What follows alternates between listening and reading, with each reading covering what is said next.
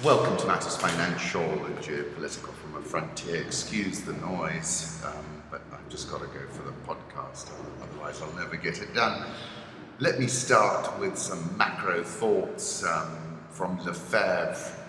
I, like Lefevre, have watched the markets for eternity, and I've never seen anything like this, and that's saying something, because I can remember 1994, 1992, 94, 98, and those were big and seismic events. And I think we're on the cusp of one here, if we're not even already in the middle of it. Home thoughts return to Herodotus, because I was thinking of burying your sons in the time of war and loss of my nephew Ismail. But listen to this: some men give up their designs when they have almost reached the goal, while others, on the contrary, obtain a victory by exerting, at the last moment, more vigorous efforts than ever before. Such was the number of barbarians that when they shot forth their arrows, the sun would be darkened by their multitude. Dionysus, not at all frightened at these words, but making light of the Median numbers, answered, "Our Trachinian friend brings us excellent tidings. If the Medes darken the sun, we shall have our fight in the shade." What a great comment. It is the greatest and the tallest of trees that the gods bring low with bolts and thunder, for the gods love to thwart whatever is greater than the rest. They do not suffer pride in anyone but themselves. Political reflections. Pope Francis has revealed that he received an angry phone call from Chancellor Angela Merkel of Germany after he compared Europe to a barren woman in a speech to the European Parliament in November 2014. The Pope delivered a withering attack on the haggard Europe, which he said was now a grandmother, no longer fertile and vibrant. In an interview with Italy's Corriere della Sera, published on Monday, Francis said he had received an angry phone call from Merkel afterwards. She was a bit angry because I'd compared Europe to a barren woman, incapable of producing children, Francis said. She asked me if I really thought Europe could no longer make children. I told her yes, it can, and many, because Europe has strong and deep roots, he said, adding that in the darkest moments it has always shown itself to have unexpected resources. He really is a tremendous pope. Arab states' military support needed to avoid defeat, says the Syrian opposition. It's over. John Kerry himself called it as such. Opposition fighters in Aleppo's besieged east have said they are counting on the military support of Arab states, which announced they will send ground forces to Syria to save them from defeat at the hands of Russian bombers and pro-Assad militias. Even the kingdom, these are my conclusions, surely appreciates that a ground invasion would represent enormous blowback. MK Badr Kumar says maverick leaderships in Ankara and Riyadh are perfectly capable of making errors of judgment. Given the virtual closure of the Syrian airspace to Turkish aircraft, any such military intervention could be a high-risk enterprise. But the maverick leaderships in Ankara and Riyadh are perfectly capable of making errors of judgment. Erdogan also has a need to whip up nationalist frenzy and xenophobia for domestic political purposes. The heart of the matter is that the shadow play over the Geneva peace talks on Syria may have run its course.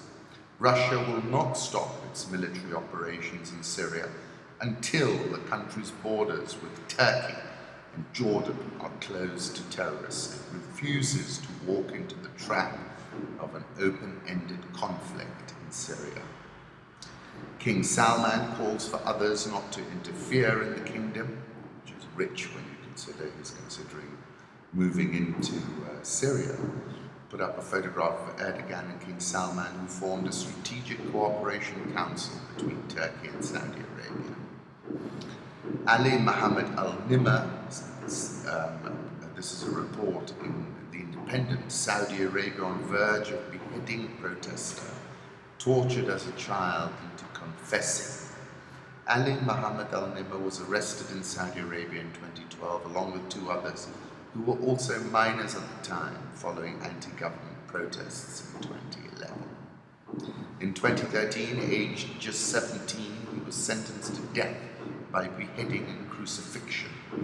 He is the nephew of the outspoken Sheikh Nimr al-Nimr, who was executed on the 2nd of January without warning, along with 46 other prisoners. To execute him would surely be an insane move. We now know that the kingdom's default position is an insane one. The global economy's new abnormal, Nouriel Rubini. Since the beginning of the year, the world economy has faced a new bout of severe financial market volatility, marked by sharply falling prices for equities and other risky assets. A variety of factors are at work: concerns about a hard landing for the Chinese economy, worries that growth in the United States is faltering at a time when the Fed has begun raising interest rates, fears of escalating Saudi-Iranian conflict, and signs, most notably, plummeting oil and commodity prices, of severe weakness in global demand. And I spoke about this on the 18th of Jan when I said a start to the year that goes back decades. I was quoting Lefevre, but a busy market did not keep me from thinking about the work. Those quotations do not represent prices of stocks to me, so many dollars per share. There were numbers, of course. They meant something. They were always changing. It was all I had. To be interested in the changes. Why did they change? I didn't know. I didn't care. I didn't think about that.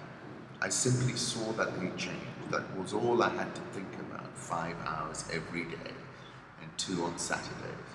That they were always changing. This is how I first came to be interested in the behavior of prices. I had a very good memory for figures. I could remember in detail how the prices acted on the previous day, just before they went up or down. My fondness for mental arithmetic came in very handy. You can spot, for instance, where the buying is only a trifle better than the selling. A battle goes on in the stock market, and the tape is your telescope. You can depend upon it 7 out of 10 cases. There are so many deep truths in this extraordinary book, but the key phrase is the tape is your telescope. The tape since the start of 2016 has been unprecedented. The venerable English Times said last week that the market suffered their worst start to the year since the Great Depression. Markets have to go through several stages, and right now they're just holding their head and crying. I, like Lefevre, have watched the markets for eternity, and I've never seen anything like this, and that's saying something. Then I went back to the signal announcing this new arrhythmic normal was the disappearance of MH370. The yen jumped to a 2014 high. Japanese 10-year yield dropped below zero. Have a look at this graph from Olga. This was tweeted. This is getting more and more extreme. Topics minus 5%. Yen at 114.67 is now at 115.30. Global bond rally, almost a panic, with Japan yields below zero. 50-year Swiss bonds yield 0.36%, which is pretty incredible. Let's move on to the currency markets. Euro 111.80, dollar index 96.58, Japanese yen 115.32, Swissy 0.9845. The pound is at 144.30. Aussie on the men here 0.7050. India rupee 68.175, South Korean won 1207.32, the Rial 389.92, Egyptian pound 782.47, and the Rand 1625.76. Selling it with a 15 handle has worked. Dollar index, let me put up a 3-month chart. It's come off dramatically. It's all about the rate hike trajectory. Are we going to get those 4 rate hikes or not? The market is now erring on the side that we're not. act of desperation as CDS explodes. Deutsche Bank says it has cash for riskiest debt payouts. Look at the move that happened there. How worried are investors about Deutsche Bank? Very. CDS surging. Jamie McGeever. Let's move on to the commodity markets. Gold, 1186.35. That's a buy. Looks like we're headed to 1250. Crude oil. Last time I checked, Brent was at 33.46 and WTI around the 30 mark.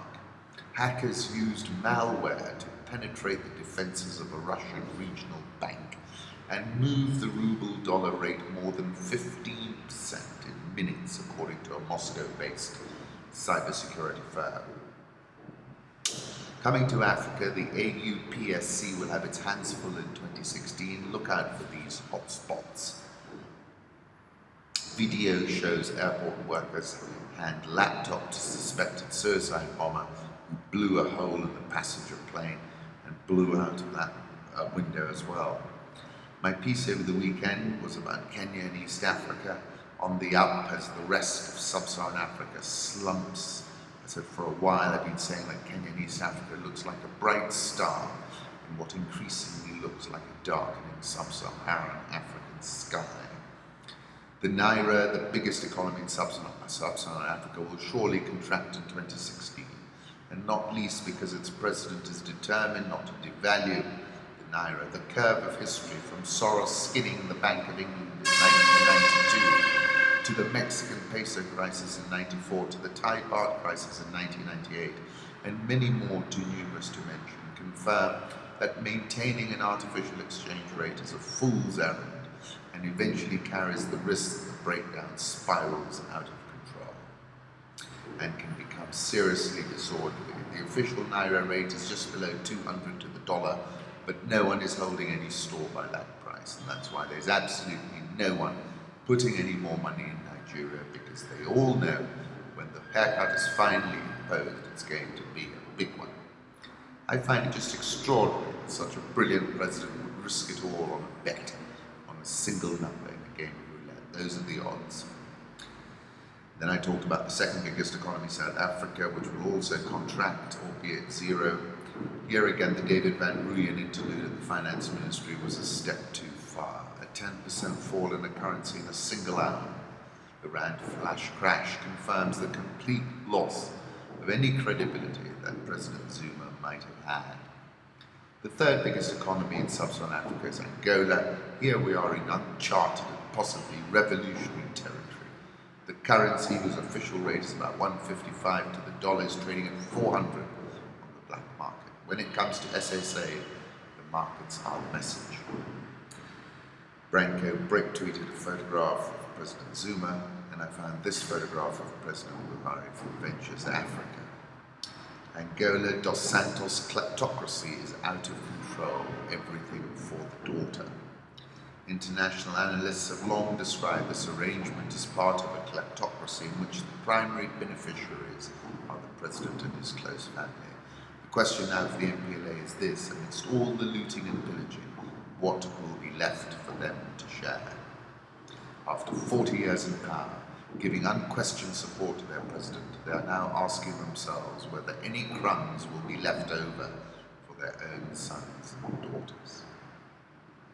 Zuma caught CEOs as South Africa risks junk rating and recession.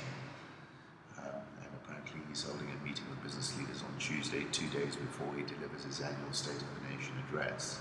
Zuma needs to be told that it takes a long time to build a reputation for business, and it only takes minutes to destroy it.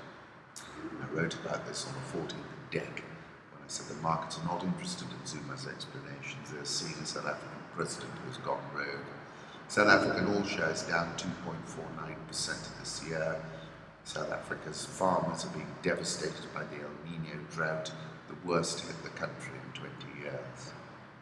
Dollar Rand, last time I checked, 16.26975. As I've said, anytime it gets anywhere near 15, sell it. 15.99. Egyptian EGX30 down 11.86% this year. Artificial forex rate hurts Nigeria's Buhari, says Lamido Sanusi. risks exacerbating the country's economic woes, undermining his government's achievements on security and corruption by endorsing exchange rate policies that are doomed to fail. Disappointed to see Mr. Buhari's strong security and anti-corruption efforts overshadowed by a monetary policy regime with very obvious drawbacks that far outweigh its dubious benefits. The Central Bank of Nigeria, with Mr. Buhari's public endorsement, last year imposed tight capital controls and pegged the Naira at an official rate 35% stronger than the black market rate. Policies sparked capital flight and hurt Nigeria's reputation as a frontier market investment destination. Unfortunately, because the exchange rate is right out there in front now, monetary policy is being seen as the barometer for broader economic thinking. It is sad that on this one policy you get it so wrong, you risk taking away attention from everything else you are doing. Noting that the President has been dealt an extraordinarily difficult hand, he added, there are no easy options and devaluation is a bitter pill. Saying exporters and investors are holding on to foreign currency as no one can sell at the rate the government is setting. The government does not have the reserves to keep the exchange rate at its official level in the market. These policies have been tried in different parts of the world and in this country before, and they just never work, no matter what the stated intention behind them. They are wrong. A more flexible exchange rate policy at this point was the least bad option. All things I've agreed with and I've written about previously. Let me put up this photograph. I said on the 8th of Feb, the curve of history from Soros skinning the Bank of England in 1992 to the Mexican peso crisis in 1994 to the Thai baht crisis in 1998 confirmed that maintaining an artificial foreign exchange rate is a fool's errand, and that the risk of a breakdown spiraling out of control and becoming disorderly. I find it extraordinary, I said, that just such a brilliant president would risk it all on a bet on a single number in a game of roulette. Then he put up his photograph when he visited Germany, and also say that in January 2015, they've staved it off until now, I wrote, Emefiele's finger in the dike strategy is about to be overwhelmed by a tsunami. The Nigerian all-share bounced yesterday up 2.02%. It's down 16.29% year to date. Ghana Stock Exchange down 0.66% year to date. Zimbabwe cops brunt of El Nino and declares state of disaster. We knew that, and it really is very unpleasant. Islamic State splits better intelligence, ease attacks on Kenya. Number of militant attacks in Kenya dropped to 46 last year, about half the figure of 2014 and the lowest since 2011. Number of conflict events in Kenya dropped to 306 last year, the lowest since 2012. Tourism still remains under pressure, declined 34% in the 11 months through November compared to the same period in 2011. Saying Kenya's benefited from better monitoring of suspected militants helped by projects including a CCTV system installed by Safaricom in Nairobi and in the port city of Mombasa. The cooperation with the US has been concentrated on Somalia, but it's had a knock-on effect. The fears that the government has not been able to fight corruption in the security sector, which is a huge hindrance in terms of securing citizens. Militant attacks drop in Kenya. You can see the chart, and also have a look at the tourism chart. But I think it's bottomed out now, not least because the cancer has spread everywhere. ICC is to make a key ruling in the Ruto case on Friday. You will know this Friday if the ICC will admit recanted evidence in the case against him. Kenya has been mobilizing the international community, including the Assembly of State Parties, to stop the use of recanted evidence in the Ruto case. A photograph of him chatting with the Imenti Central MP Gideon Muti. Look at the way that Gideon is approaching him. I called it a pivot moment on Twitter. The shilling back below 102 for the first time for 2 months. I wrote about this when I spoke about the Teflon shilling, and I'm not wrong. Nairobi all share down 2.77% so far this year. NSE 20 down 4.86% so far this year. The NSE and the NSE 20, whilst down for the year, considerably outperforming other markets in sub-Saharan Africa. Safaricom was marginally lower, closing at 16.15, but there were 2 buyers for every seller. TPS, Tourism Proxy, high tick 9.57%. KCB at a 4-week high, closed at 40.25, and I see it's trading at 41 right now. EABL up 0.73%, up 4.961% since releasing very strong results. Kengen up 2.27%, up 23.85% since 22nd January. BAT facing demands that it be investigated by the US Department of Justice. Share price quite resilient. Trans-Century slumped 7.092% to close at a fresh all-time low. You know that story, but in case you want to find out a bit more, just have a look on Rich Wrap-Ups. Essentially, has a market cap of $17.998 million and has a bond redemption of about over $80 million. And that's something, a circle that's very difficult to square. Once again,